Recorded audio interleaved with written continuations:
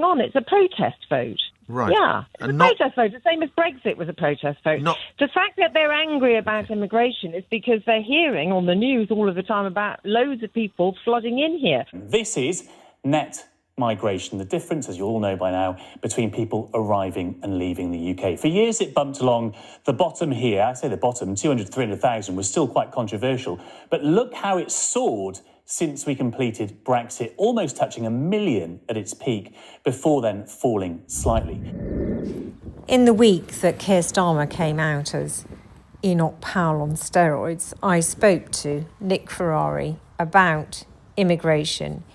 He didn't really let me get a word in edgeways, but I did my best to stress the points that I wanted to make. Sadly, I didn't get around to talking about the fact that everyone's focused on immigration and small boats coming over here, when actually the biggest risk to us all is the fact that the borders in this country are like a chocolate teapot, and every day illegal produce arrives here, which puts us all at risk. Everybody after the local elections said they admitted this, the Labour government, that people were furious about winter fuel and all the budget nightmare. But now they're responding by coming out more hard on immigration than the Tories and reform. Liz, but ultimately, yes. Would you accept Reform UK did very well in those elections? They did well because people are angry about having their promises betrayed on winter fuel, on disabled benefits, and also the inheritance tax. I actually farm, so, you know, the farmers, we're furious as well. And the other problem is people were furious about immigration with Brexit, and immigration has nearly quadrupled since Brexit, especially the small boats. So if people vote reform because of immigration, then looking at the record of Nigel Farage, reform and Brexit, the two things don't tally, do they? Because he's not offering a solution to this. But can I put something to you? So you do agree that they did well because of the reform did well, and then you said please, and you then said it was because of winter fuel payments and inheritance tax. Do you not think if you stopped 10 people in Cricklade High Street or anywhere in Wiltshire, they would say, and what's a reform policy? They'd all say it's immigration, wouldn't they, Liz? I don't think they would. No, I think they'll say, I'm voting. I know, because I speak to lots of people. They'll say, I'm voting for this because the government need a good kicking, because I'm angry about the fact that they've betrayed us. Really? And that is exactly what's going on. It's a protest vote. Right. Yeah, it's a protest vote, the same as Brexit was a protest vote. The fact that they're angry about immigration is because they're hearing on the news all of the time about loads of people flooding in here. And nobody's explaining that the birth rate has been in decline for decades here, and we need people. Well, hold on. Sorry. Do we need 2.2 million people between 2021 and 2023? Do we, or to use the Prime Minister's words, a city the size of Birmingham? Nick, in voting to stop immigration with Brexit, they quadrupled it. It's a bit like when I go skiing, right? I'm scared of heights. And if you look at the edge, you end up going over the edge. And this is what's going on with immigration. People are voting supposedly through fear of immigration, and then it keeps going up. And the reason it's going up is because we need it. So it's really, really distracting.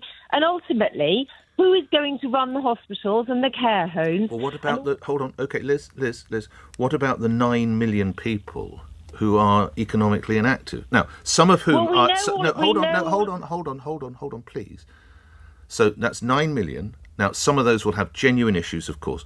Let's be really generous and say a quarter of whom cannot work, which I think is ridiculous. That means there's more than 6 million people who don't want to go to work. But this is just a mythical thing that we don't know anything about. I'm sorry. 9 million. No.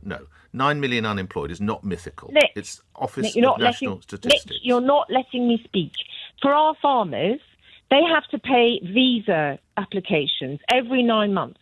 You know, we've got farm owners who employ lots and lots of people to pick fruit and berries and vegetables and all those sort of things that put food on your plate. Mm-hmm.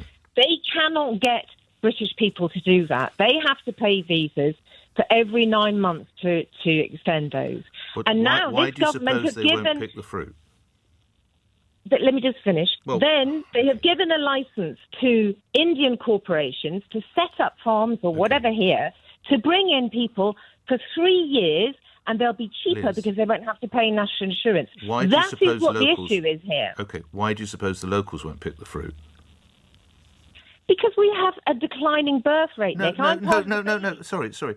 Because it's more comfortable to sit at home. My generation. No, Liz, it's more comfortable to sit at home than to dig up potatoes. That's the truth. Nick, and we make it comfortable for people. That is a trope that's used. I don't know about any of that. So why are there 9 million... Most of us who are baby boomers... Lastly, why are there 9 You're million... a baby... I am, Nick, you're a baby boomer like me. I am, yeah. We come from a large generation who didn't have enough kids. Okay. And as a result, Liz, we don't have enough kids. Also, Nick, the other problem is loads of our young are leaving this country because since Brexit, it's become really, really... Liz, why are there 9 million people economically inactive?